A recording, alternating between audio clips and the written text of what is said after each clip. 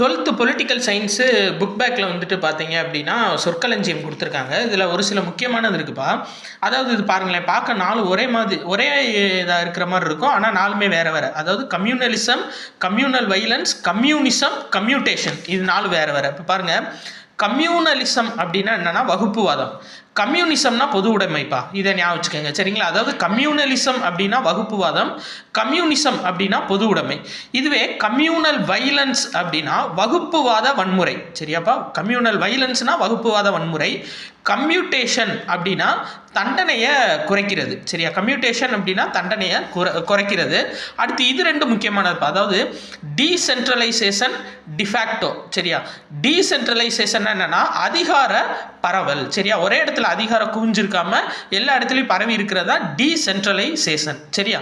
அடுத்து டிஃபேக்டோ அப்படின்னா என்னன்னா நடைமுறையில் அதிகாரம் பெற்ற, சரியா? அப்போ கரண்டா அதிகாரத்தில் இருக்கக்கூடியவங்களை டிஃபேக்டோன்னு சொல்லுவாங்க. அடுத்து இங்கே பாருங்க, இது 2 முக்கியமானது.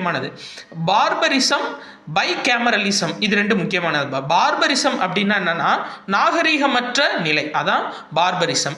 பைகேமரலிசம் அப்படின்னா ஈரவை சட்டமன்ற முறை நம்மளுக்கு இருக்குல்லப்பா, லோக்சபா ராஜ்யசபான்னு சொல்லிட்டு, அது பைகேமரலிசம்.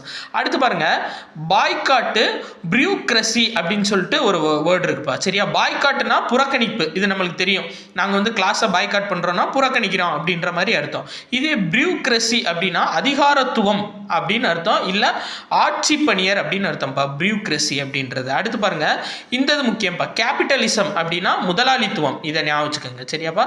கேபிட்டலிசம் அப்படின்னா என்னன்னா அது வந்து முதலாளித்துவம். அடுத்து வேற காலனியல் ரெஜிம் அப்படின்னா காலனித்துவ ஆட்சி, இதுவும் ரொம்ப முக்கியமானது, சரியாப்பா? அதே மாதிரி இந்த ப்ரிவிலேஜ் அப்படின்ற வார்த்தை அடிக்கடி இப்போ அடிபடுது. ஸோ ப்ரிவிலேஜ் அப்படின்னா என்னன்னா உரிமைகள்னு அர்த்தம்ப்பா.